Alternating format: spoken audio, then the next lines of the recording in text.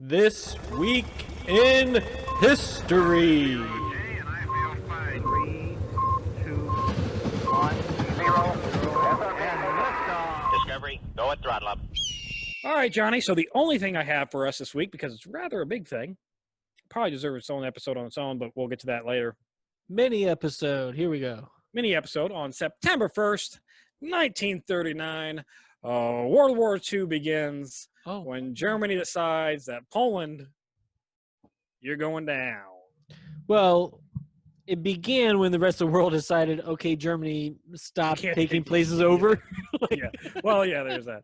So the whole invasion plan actually starts the night before, on August 31st, when Hitler uses his Nazi party, or Nazi members, Waffen-SS, I believe, to attack several places in Germany, including the radio station Gleiwitz. I'm not German. I don't know. Anyways, they attack a radio station dressed in Polish uniforms and say the Poles did it. So this is what gives us our right to invade Poland. Wow. I love that strategy. Nobody believed it. Oh. I mean, the German people believed it, but nobody outside of Germany believed it. Yeah, did it matter? No, it didn't. Germany, like I said, they use these false attacks to justify their invasion of Poland, which starts on the early hours of September 1st, 1 week after the Molotov-Ribbentrop Pact between Germany and Russia, which basically said, hey, look, we'll split Poland in half if we happen to ever invade Poland together. Yeah, you take half, I take half. And we won't fight each other. Was it an argument over the halves, or? No, it was pretty mutual. Like, okay. Basically, like Russia would get like the east part of Poland, and then all like the crappy Slavic countries that nobody wants, like, you know, Estonia. All the Eastern European countries that everybody forgets are a part of Europe. Yep. And then, you know, Germany would get all the cool countries like, you know, Belgium. And Belgium. Although, well, that's a little bit farther west than Poland. I don't know my geography. Belgium's in between Germany and France. The von Schlieffen Plan. Anyways, that's another story. On September 3rd, France and Britain said, yeah, you can't do that, Germany. And for invading Poland, we're going to declare war on you. But then would oddly stay quiet, Johnny, when Russia would invade Poland on the 17th of September. Weird. We're cool with Russia invading Poland, but Germany, you can't. Well, I mean, here's the thing. You just declared war on one country. Are you really going to, like, bring Russia into it and declare war on them, too? I mean, for crying out loud, have you seen their landmass? Like, it's huge. It is pretty half big. of Asia. I think that's what it really boils down to, is they were afraid of Russia, but like Germany, like, we might be able to take you on. We beat you the first time. It took a little bit, but we beat you the first time, so maybe we're comparable sizes.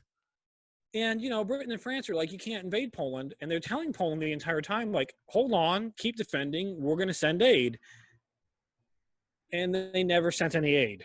I'm sure they were getting to it. But by the time they were going to send it, Germany had already basically taken over anyway. And so, yeah, what's the point? Like I talked about in our genocide of animal episode about Britain, this whole first part of the war became what was known as a phony war for Britain and France because they didn't do shit. They're like, well, we could attack Germany, but we don't really want to do that through the common border between France and Germany because it's pretty strong on both sides. Yeah. And Belgium, like, we don't want to invade a neutral country because then we're kind of the hypocrites. So, although England would actually wind up doing that with Iceland. So basically they were hoping that, like, declaring war would have been enough. They're like, we declare war on you, please stop. And Germany's like, are you going to act on war on us? And they're like, no, don't be stupid. We're just declaring it. So could you not anymore? Germany would use this time where Britain and France weren't doing anything to continue their invasion of Poland. And they would try out their new tactics. They got these new fancy tanks, so they're rolling these tanks in, and they got these new fancy Stuka dive bombers, where they're flying these dive bombers in to aid the tanks and the infantry.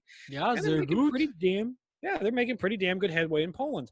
But what we're taught in the United States about World War II is like, oh, France was a pushover; they were taken in a day, and Poland was a pushover. They were taken in a week. And Bunch of cowards waving those white flags, bunch of right? cowards waving those white flags. But poor little Poland, despite what we're taught, actually held their own. They didn't surrender until October 6th. They held their own for a month, which might not sound like that long, but let me give you some numbers of what Hey, they were facing. if you don't think it's that long, you go ahead and try to hold off the Germany Nazis for a month. And the Russian communists, because between Germany and Russia, they were invaded by over 2 million soldiers, and they had on their side the entire military of Poland, 874,700 people. I mean, what's the population of Poland? That's got to be like a fifth of their population, 2 million, I'm sure, right? yeah.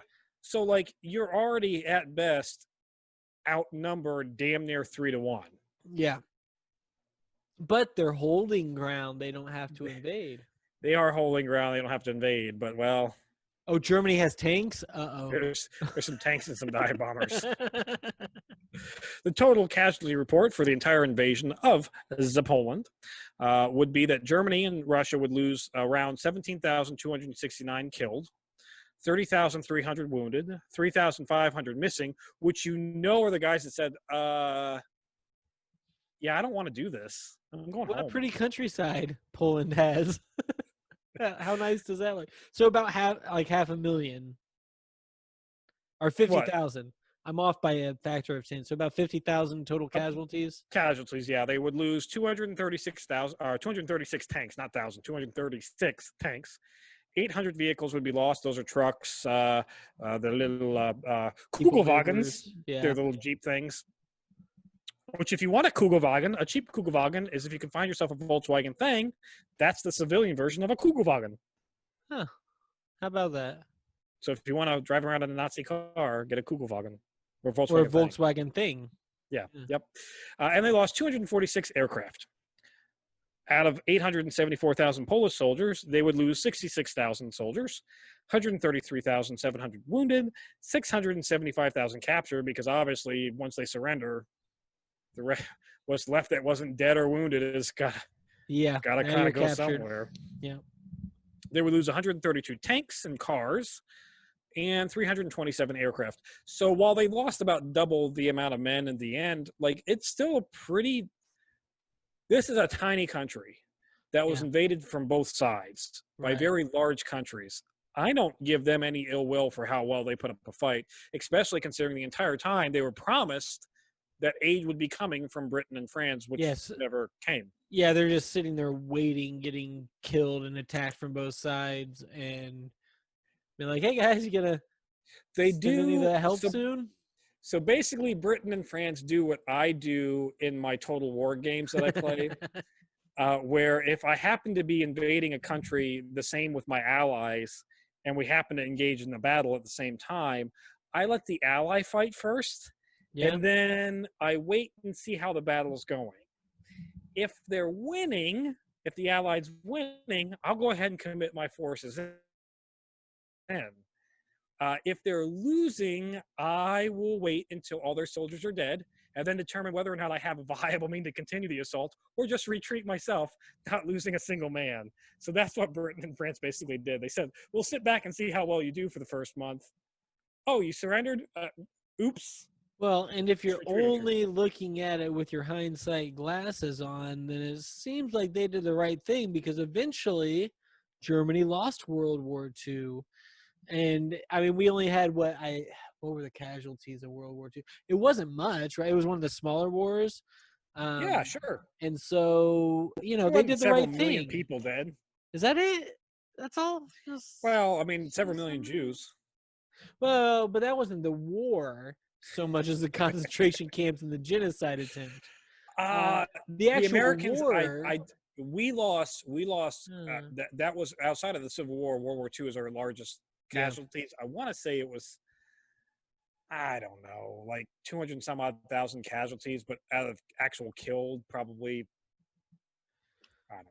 Well, my only point of reference on this is an Eddie Izzard skit where he talks about this, and he talks about the number of like British and American soldiers that were killed, and then the number of Russian soldiers and civilians that were killed, and it was 50 times as many Russian soldiers and civilians were killed in American and British.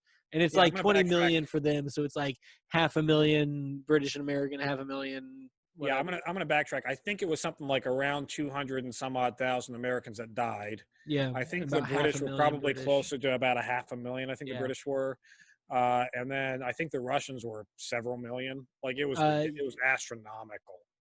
Yeah, it was like 10 to 12 million. I don't 10 to 12 million, something like it was. If you count the civilian casualties, Right. Yeah, and those were included in that. But yeah, it's just insane. It's mind-boggling how many Russian lives were lost, and it's never talked about on account of them being the baddies. I remember when I was in college as a dumb American coming out of high school. I remember our senior RA Rob.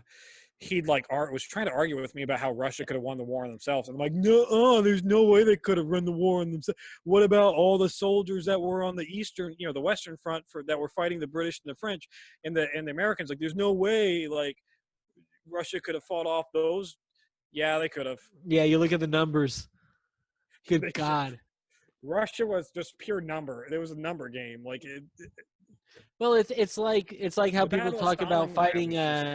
It's how people talk about fighting like a land war with China now.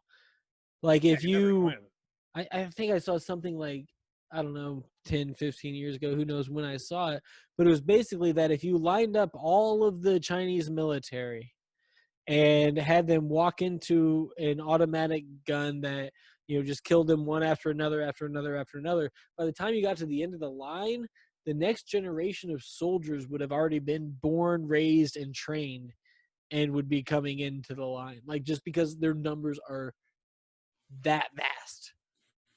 Yeah. Well, China has a third of the population of the entire world? It's something like that. It's crazy. China and India is got to be close to half the population. I guarantee you China and India together are probably half the population. Yeah, that's probably easy. Yep. And the sad thing is, I think the United States and Russia are like the next largest countries, and we're nowhere near it. We only have like 350 million in the United States. Yeah, we're one of the larger populated countries. The gap between the populations of like China and India versus like Russia and the United States is similar to the gap between like defense spending for the United States and any other country in the world. Johnny, we need that military spending. Because can't have boots in every country without it. So here's my argument about that, and I'm going to get off real quick about it. But look, every war prior to World War II, we won using what we were doing. Like the first war that we lost was Korea was a draw. Pretty sure we've never lost a war, Tommy. That's what I've learned. Yeah. Well, our first conflict that we lost was Korea. Although it was a draw and we lost Vietnam. And that was in times where the military spending was starting to go through the roof. Before that, I mean, we won World War II with zero, like, we didn't have a standing army before World War II. Not really.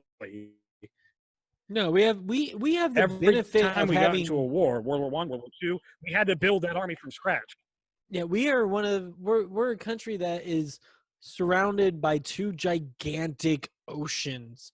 Unless Canada or Mexico wants to declare war on us and fight us, and how hard can it be? And who cares? Canada won't, because they're friendly to us and they're friendly to everybody, so they're not gonna. Yeah. And if Mexico does, they're about as dangerous as your drunken neighbor with a chainsaw. Just walk away from him. Well, shoot him or walk away from him. Like, he's only dangerous if he can touch you. Yeah. Yeah. And he's probably going to fall down and cut himself with a chainsaw before doing it. Yeah, he'll mess something up. In any case, why would they want to go to war with us when, like, all of their income comes from, like, the drug trade with us? Like, the CIA is just paying them money to ship cocaine in. Like, what are they going to do? What? Declare war on that? Yeah, there's a war on that, Johnny. We won that one. Oh, we've crushed it. Yeah. Never lost a war, Tommy. US of A. US of A. Well, guys, that's somehow sidetracked from the start of World War II into the drug war. But anyways, that is This Week in History. And that's This Week in History.